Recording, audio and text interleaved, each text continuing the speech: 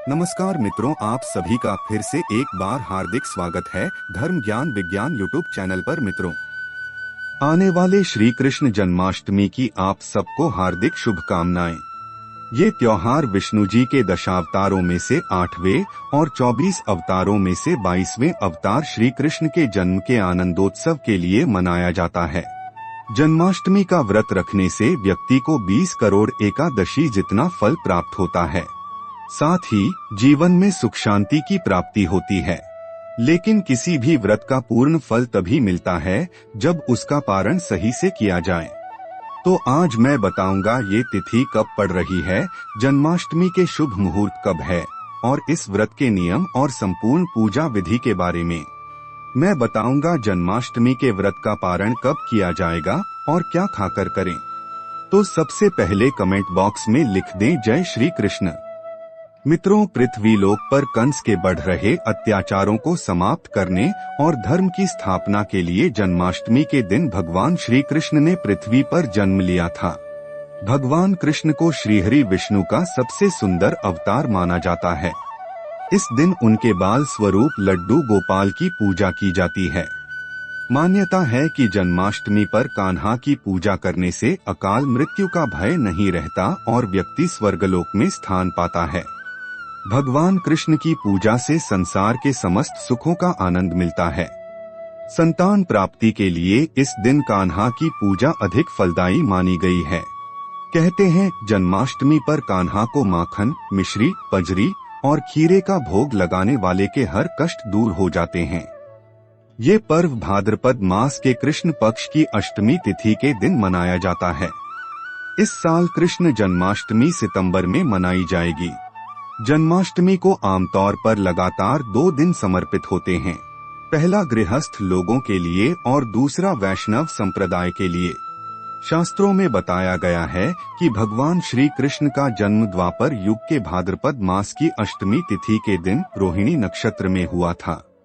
मित्रों, भाद्रपद मास की अष्टमी तिथि 6 सितंबर को दोपहर 3:28 पर शुरू हो रही है, जो अगले दिन शाम 7:15 पर समाप्त होगी।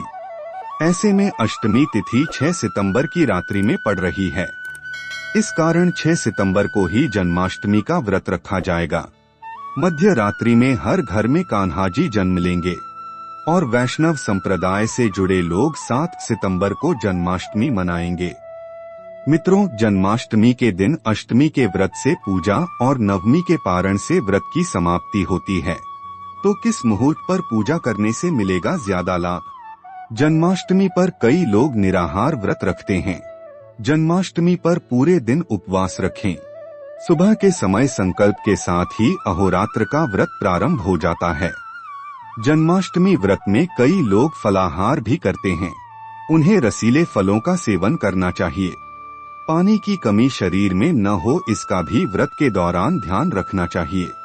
अन्य फलों को भी ग्रहण कर सकते हैं। इस व्रत में अनाज का सेवन नहीं करना चाहिए। इस दिन कुट्टू के आटे के पकौड़े, मावे की बर्फी और सिंघाड़े के आटे का हलवा बनाकर भी सेवन किया जा सकता है। जन्माष्टमी के दिन निशीत समय पर भगवान कृष्ण की पूजा की जाती है। वैदिक समय गणना के अनुसार निशीत मध्य रात्रि का समय होता है। इसी समय भक्त श्री लड्डू गोपाल की पूरे विधि विधान से पूजा अर्चना करते हैं। निशीत पूजा का शुभ समय 6 सितंबर दिन बुधवार को रात्रि 11:57 से रात्रि 12:42 के बीच है। रोहिणी नक्षत्र की शुरुआत 6 सितंबर को सुबह 9:20 से होगी और 7 सितंबर को सुबह 10:25 पर समाप्त हो जाएगी। जन्माष्टमी व्रत का पारण 7 सितंबर को सुबह 6:02 या शाम 4:14 के बाद किया जा सकेगा, यानी देव पूजा, विसर्जन आदि के बाद अगले दिन सूर्योदय पर पारण किया जा सकता है। हालांकि कुछ जगह रात्रि में बाल गोपाल की पूजा करके व्रत का पारण कर लेते हैं। आप अपने क्षेत्र की परंपरा के अनुसार व्रत का पारण कर सकते हैं। शास्त्रों में बताया गया है कि कृष्ण जन्माष्टमी के दिन भगवान श्री कृष्ण की विधिवत पूजा करने से और व्रत का पालन करने से साधक को सुख समृद्धि की प्राप्ति होती है। इस मध्य रात्रि में भगवान कृष्ण का भजन कीर्तन करने से जीवन में आ रहे सभी संकट दूर हो जाते हैं। इस विशेष दिन पर मंदिरों को सुंदर ढंग से सजाया जाता है। कई जगहों पर दूसरे दिन दही हांडी का भी आयोजन किया जाता है। अब जान ले कृष्ण जन्माष्टमी की पूजा विधि। कृष्ण जन्माष्टमी का व्रत करने वाले भक्त को व्रत से एक दिन पूर्व अर्थात सप्तमी तिथि पर हल्का और सात्विक भोजन करना चाहिए। सप्तमी तिथि के दिन से ही तामसिक भोजन जैसे लहसुन, प्याज, बैंगन, मूली आदि का त्याग कर देना चाहिए। रात्रि को ब्रह्मचर्य का पालन करें, साथ ही मन और इंद्रियों को नियंत्रण में रखें। जन्माष्टमी व्रत वाले दिन सुबह स्नानादि कार्यों से निवृत्त होकर घर के मंदिर के सामने पूर्व या उत्तर दिशा की तरफ मुख करके बैठें। फिर सभी देवताओं को नमस्कार करें। अब हाथ में जल, फल और फूल लेकर संकल्प करें।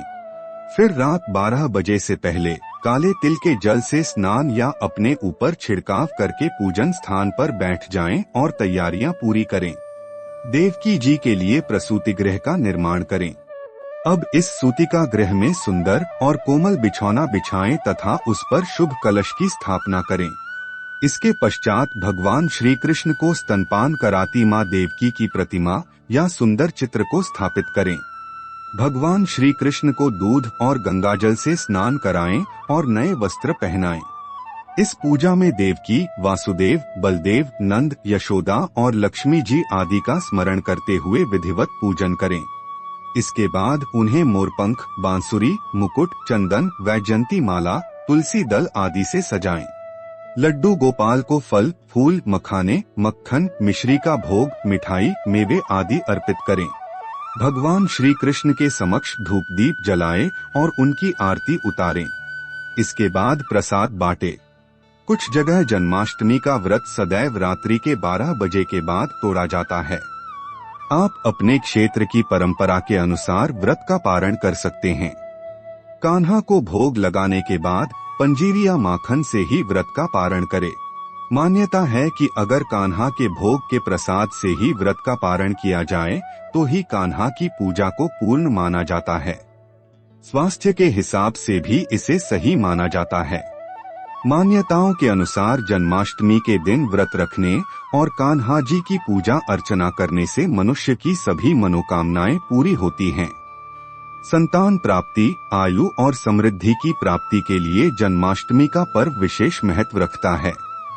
तो विधिवत ये व्रत करें और जीवन में सुख समृद्धि प्राप्त करें। कमेंट बॉक्स में अभी तक जय श्री कृष्ण नहीं लिखा है तो तुरंत लिख दें। ऐसी ही धर्म कर्म से जुड़ी बातें सुनने के लिए हमारे वीडियो देखते रहें। चैनल को सब्सक्राइब करें और बेल आइकन को दबा दें। हमसे जुड़े रहें।